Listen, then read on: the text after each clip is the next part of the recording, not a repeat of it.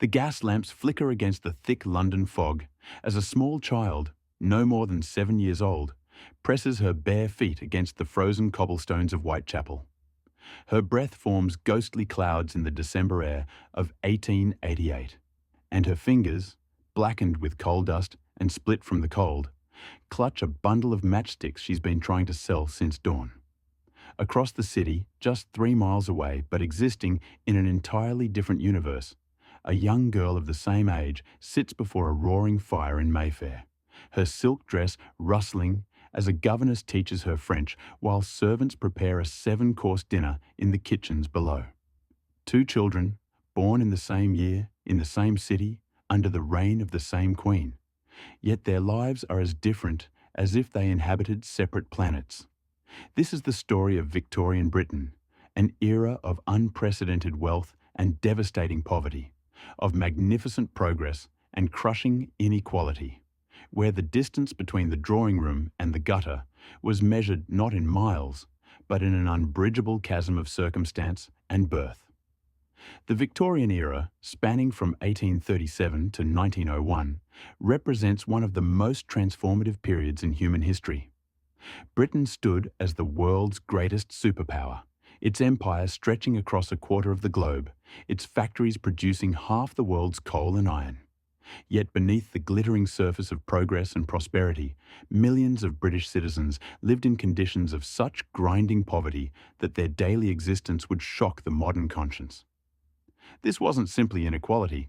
It was 2 civilizations occupying the same physical space, breathing the same coal-choked air, yet never truly seeing one another.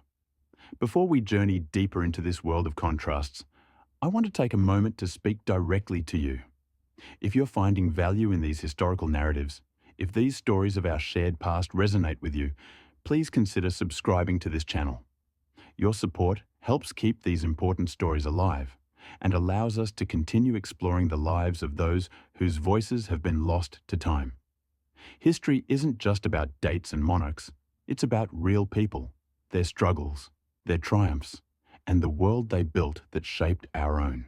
Now, let's step back into the shadows and splendor of Victorian Britain. The morning begins differently depending on which side of the Great Divide you occupy. In the grand townhouses of Belgravia and Kensington, the wealthy awake in bedrooms larger than most working-class homes. Heavy velvet curtains keep out the early light until a lady's maid enters quietly, having already lit the fire to warm the room. She draws back the curtains, revealing windows that actually close properly, keeping out the damp and cold. The lady of the house might rise around 9 or 10 o'clock, having slept on a horsehair mattress topped with feather bedding, her head resting on Irish linen pillowcases edged with Belgian lace. Her nightgown is made of the finest cotton, and a silk dressing gown awaits her.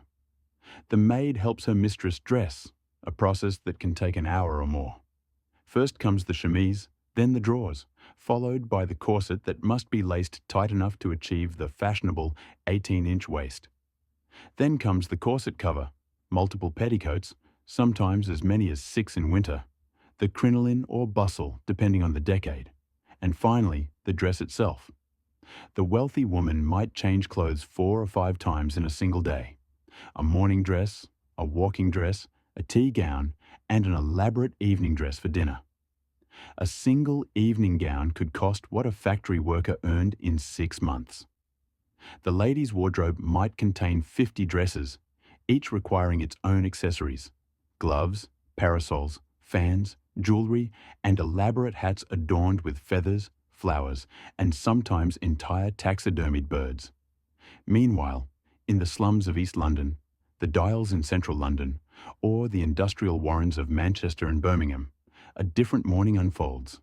A woman wakes in darkness, perhaps at 4 or 5 in the morning, in a room that houses not just her family, but often another family as well. 8, 10, sometimes 12 people might sleep in a single room measuring 12 feet by 12 feet. There are no separate bedrooms. Privacy is a luxury that doesn't exist. The room is bitterly cold because they cannot afford enough coal to keep a fire burning through the night.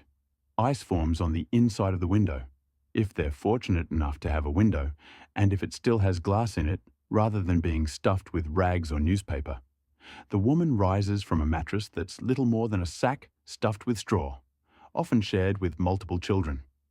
She owns perhaps 2 dresses, the one she wears to work and one for Sunday, if she's lucky enough to own a second. There is no lady's maid, no hot water waiting, no privacy for dressing. She splashes her face with cold water from a shared bucket, if water is available. In many tenements, water comes from a single pump in the courtyard, and it only runs for a few hours each day. Families must store what they need in whatever containers they can find. The water itself is often contaminated, drawn from sources polluted by sewage and industrial waste. Cholera, typhoid, and dysentery are constant threats. Breakfast provides another study in contrasts. In the wealthy household, the family gathers in the breakfast room, a room dedicated solely to the morning meal. The table holds porridge with cream, bacon, sausages, kidneys, eggs prepared multiple ways, kippers, cold meats, toast with butter and marmalade, fresh fruit, tea, coffee, and hot chocolate. A full-time cook has been working in the kitchen since before dawn to prepare this meal, assisted by kitchen maids. The family eats from fine china on a table covered with Irish linen. Silver utensils gleam in the morning light. Servants stand ready to fulfill any request.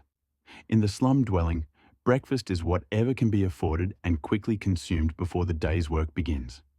It might be a piece of bread, often stale, bought cheap at day's end from the baker, dipped in tea if tea can be afforded. More often, it's bread dipped in water, flavoured with a tiny amount of sugar or treacle. For the very poorest, it might be nothing at all. A working-class family might spend 60 to 70% of their income on food, yet still go hungry. Meat is a luxury seen perhaps once a week, if that. Fresh vegetables are expensive and spoil quickly in homes without proper storage. The diet consists mainly of bread, potatoes, and tea. Children in wealthy families don't truly understand hunger. They might dislike a particular dish or declare themselves starving before dinner, but actual hunger, the kind that twists the stomach, weakens the limbs, and fills the mind with obsessive thoughts of food, is utterly foreign to them. Working-class children know this hunger intimately. They know the desperation of watching a younger sibling cry from hunger while there's nothing to give them. They know the shame of going to school, if they attend at all, and trying to concentrate while their empty stomach cramps and growls. The working day reveals the true brutality of Victorian poverty. While wealthy men might spend their mornings in their studies, reading newspapers, and attending to correspondence before perhaps going to their club or overseeing business interests, working-class men face back-breaking labour that often begins before sunrise and continues until after dark. In the factories, men operate dangerous machinery for 12 to 14 hours a day, 6 days a week. The machines have no safety guards. Fingers, hands, and arms are regularly mangled. Exhausted workers falling into machinery is common enough that it barely warrants mention in the newspapers. Coal miners descend into the earth in rickety cages, dropping hundreds of feet into darkness. They work in tunnels so low they must crawl, hauling coal in carts through passages barely wide enough for their bodies. The air is thick with coal dust that blackens their lungs and shortens their lives. Cave-ins and explosions kill thousands. In 1866, the Oaks Colliery disaster in Yorkshire killed 361 miners. In 1894, the Albion Colliery explosion in Wales killed 290 men and boys. These were just the major disasters. The constant trickle of daily deaths barely made the news. But perhaps nothing captures the horror of Victorian working conditions quite like the employment of children. In wealthy homes, children are treasured and protected. They have nurseries presided over by nannies, playrooms filled with toys, governesses to educate them, and later boarding schools. Their days are structured around learning, play, and gentle exercise. They are dressed in miniature versions of adult clothing, elaborate and expensive. Their health is carefully monitored. Doctors are summoned at the first sign of illness. Working-class children have no such childhood.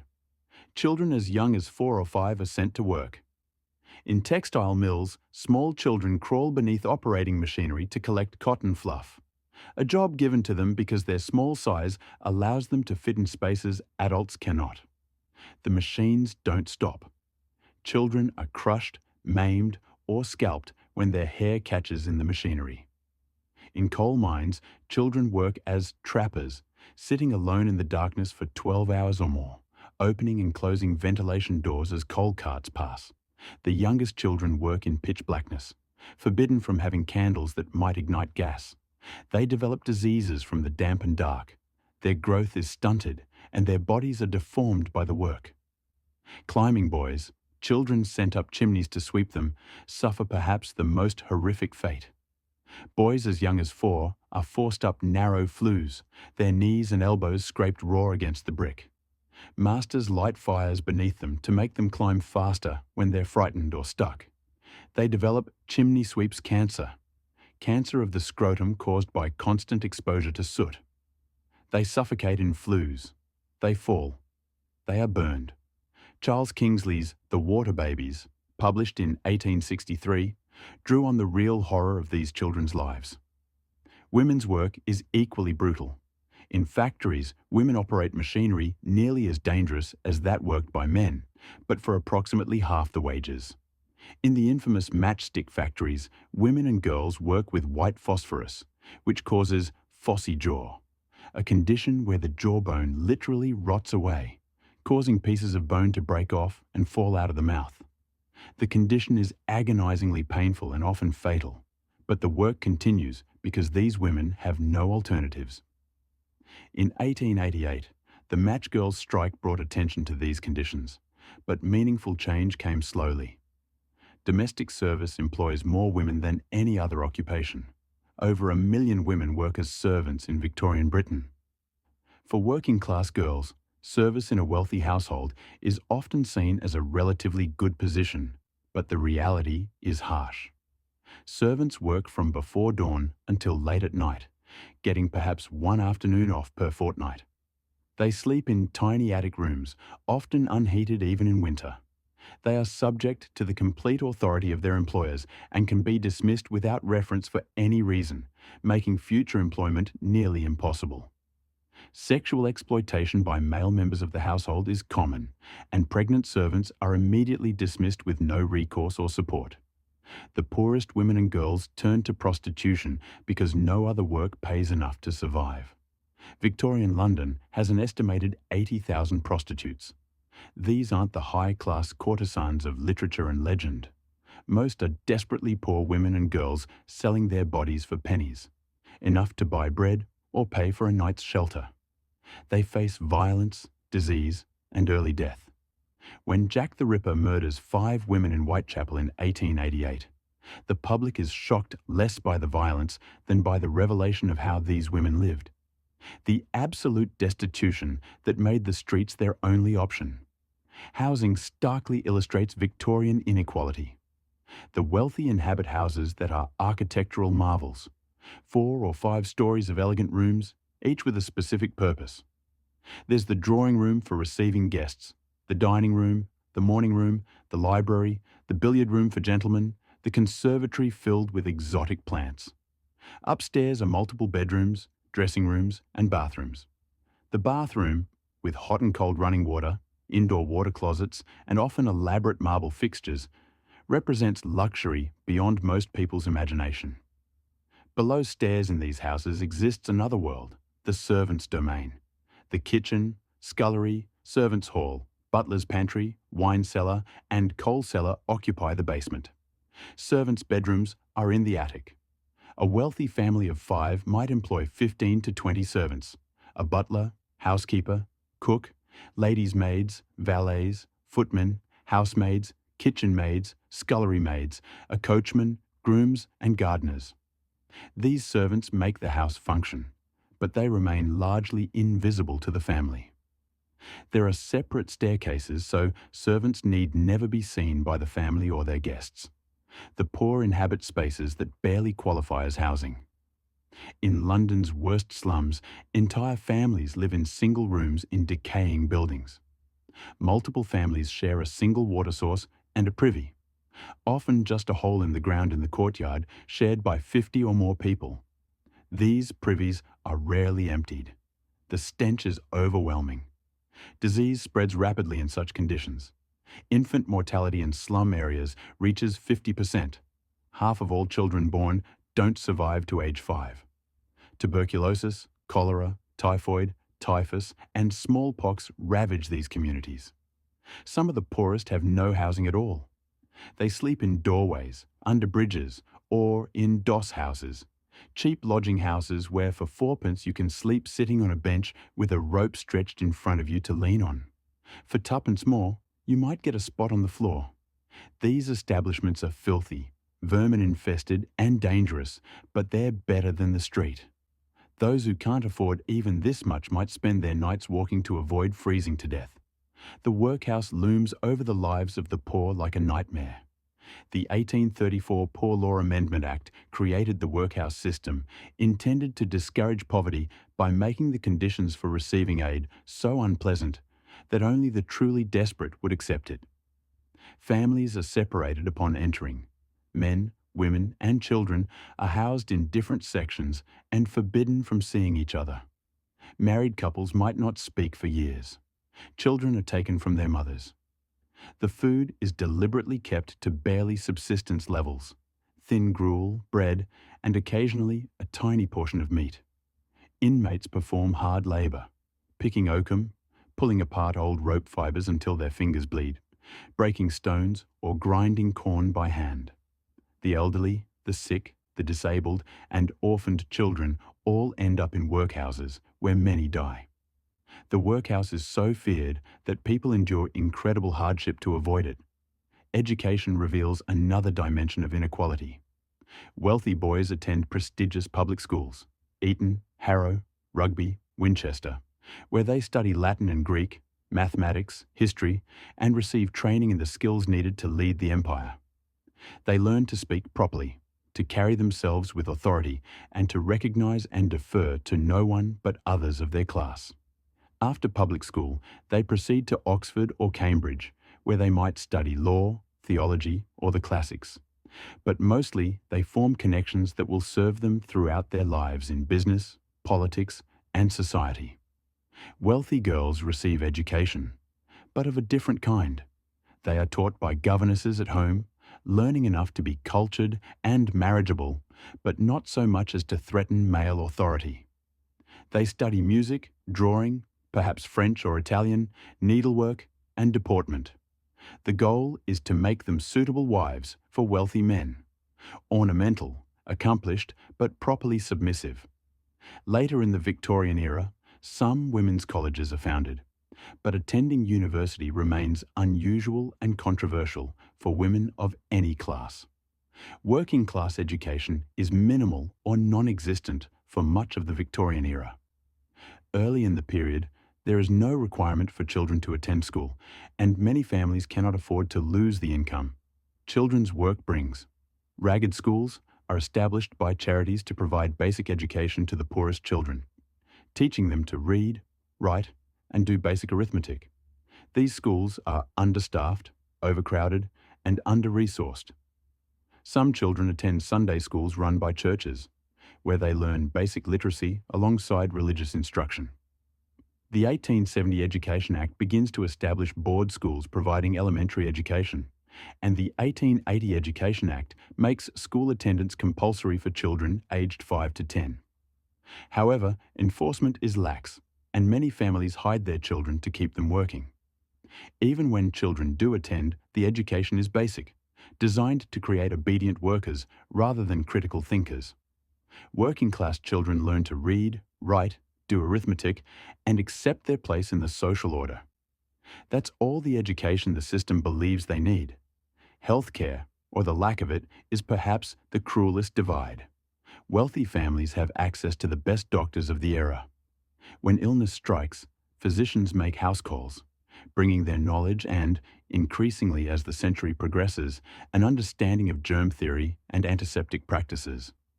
Wealthy patients can afford surgery when needed, performed in their own homes by qualified surgeons. They can afford medications, rest, recuperation, and even travel to the countryside or seaside to recover from illness. The poor have no such options. Doctors cost money they don't have. When a working-class person falls ill, they must usually continue working because missing work means no wages, and no wages means no food, and possible eviction. Illnesses that would be minor inconveniences for the wealthy become death sentences for the poor. A simple infection can become fatal when you cannot afford treatment or rest. Childbirth is particularly dangerous for working-class women who cannot afford trained midwives or doctors. Conditions at work actively destroy health. The cotton dust in textile mills causes mill fever and chronic lung disease. Workers in pottery factories develop potter's rot from silica dust. Lead poisoning affects painters and those working with certain materials. The constant standing required in many jobs causes varicose veins and other circulation problems. Malnutrition weakens the immune system, making the poor more susceptible to every disease. Life expectancy varies dramatically by class.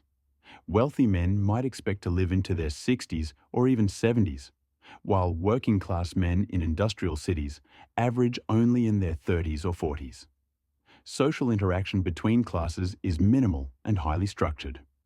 The wealthy socialize with other wealthy people in settings carefully designed to exclude those below their station. They attend balls, soirees, and dinner parties in private homes. They visit the opera, theatre, and concerts. Not the cheap seats where working-class people might afford to go, but expensive boxes and stalls. They belong to exclusive clubs where membership is carefully controlled. They attend church in family pews, arriving after and leaving before the poorer congregants with whom they would never interact. When the wealthy do interact with the poor, it's across an unbridgeable gulf of power and status. The employer and servant relationship defines most of these interactions, with absolute authority on one side and complete vulnerability on the other. Wealthy women might engage in charity work, visiting the deserving poor, to distribute food or moral instruction, but these visits reinforce rather than challenge the social hierarchy. The poor are expected to be grateful, deferential, and properly humble. Any hint of ingratitude or independent thought can result in the withdrawal of aid. The poor, meanwhile, develop their own separate culture and community. In working-class neighbourhoods, people help each other survive, sharing what little they have, watching each other's children, caring for the sick. There are working-class pubs, music halls, and street entertainments. Community is essential for survival. Credit networks develop where local shopkeepers allow trusted customers to buy on credit, paying when wages come in. Without these informal support systems, many more would starve. Religion plays a complex role in Victorian society. The wealthy attend church. It's expected, part of maintaining respectability, but their religion tends toward comfortable reassurance that God favours their prosperity. Sermons speak of the virtue of hard work and the sin of idleness, implicitly justifying the social order. The Church of England, as the established church, closely aligns with the interests of the wealthy and powerful. For the poor, religion can offer both comfort and pain. Some find genuine solace in faith, a promise that suffering in this world will be rewarded in the next. The chapel or church offers community, structure, and sometimes material assistance. However, much Victorian Christianity teaches that poverty is a moral failing, a result of sin and inadequate character. The poor are told that their suffering is God's will, that they should accept their station, and that questioning the social order is sinful. This religious justification for inequality eases the consciences of the wealthy while adding spiritual shame to the material suffering of the poor. Movements for social reform emerge gradually throughout the Victorian era, often in the face of fierce resistance from those benefiting from the status quo. Writers like Charles Dickens use their work to expose the conditions of the poor. Oliver Twist, Hard Times, and other novels bring the reality of working-class life to middle and upper-class readers who might otherwise never encounter it. Henry Mayhew's London Labour and the London Poor documents the lives of street sellers, labourers, and the destitute with unprecedented detail and sympathy. Reformers like Lord Shaftesbury campaigned for factory reform, succeeding in passing legislation limiting working hours, though enforcement remains weak. The Factory Acts gradually restrict child labour and improve safety conditions, though change comes slowly.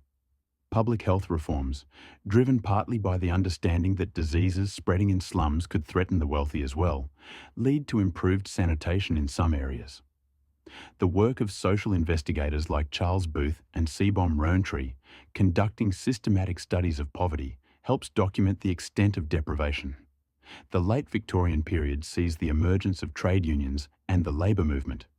Working people begin organising to demand better wages, shorter hours, and improved conditions. The Match Girls' strike of 1888, the London Dock strike of 1889, and other labour actions demonstrate that workers united can challenge the absolute power of employers. These movements face violent opposition, legal suppression, and intense propaganda claiming that unions destroy prosperity and promote dangerous radicalism. But they gradually win concessions and begin to shift the balance of power. Yet for all the reform movements and gradual improvements, Victorian Britain remains profoundly unequal until its very end.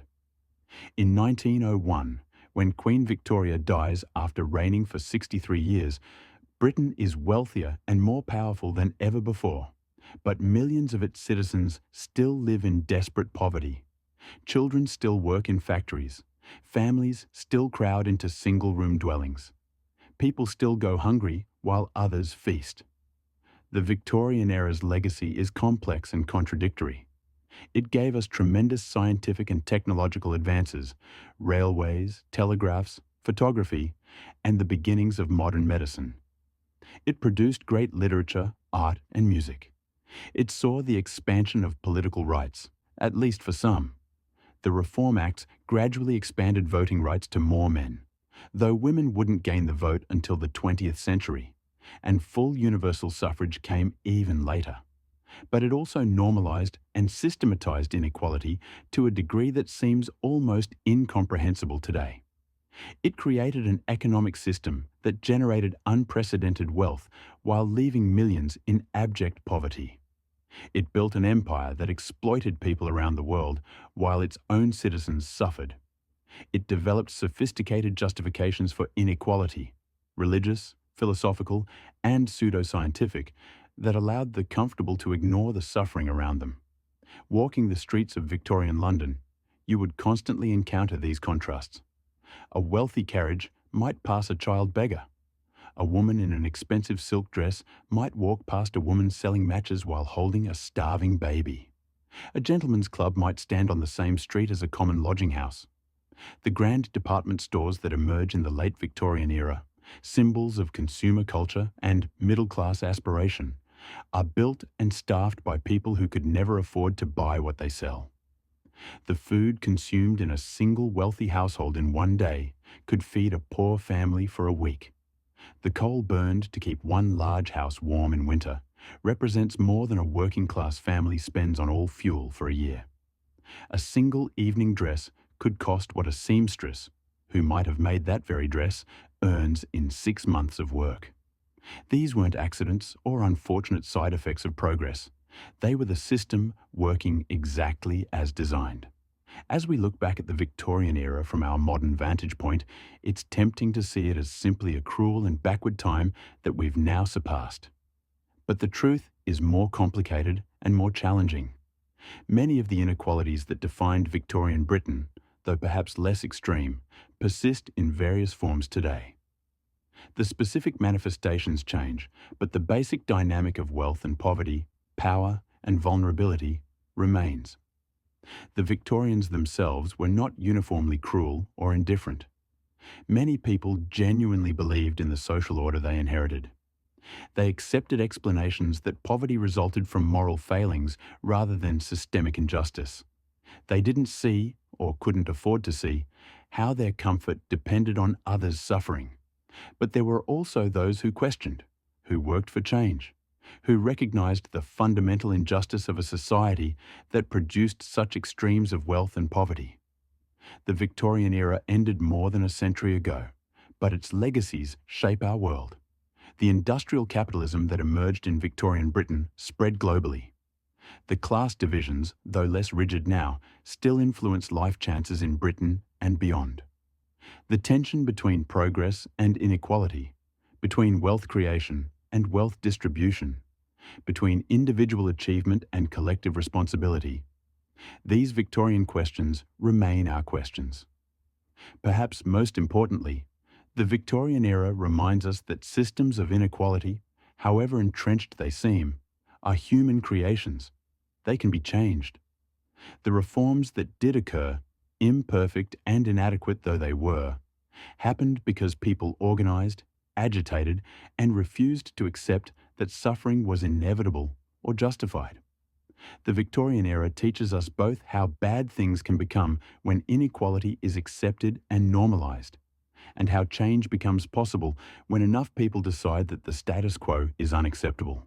The two girls we began with, one selling matches in Whitechapel, one learning French in Mayfair, lived in the same era, the same city, under the same queen. But they inhabited different worlds, with different possibilities, different dangers, and vastly different futures. That was Victorian Britain, an empire of magnificent achievements and crushing poverty, of progress and suffering, of immense wealth built on the backs of those who would never share in it.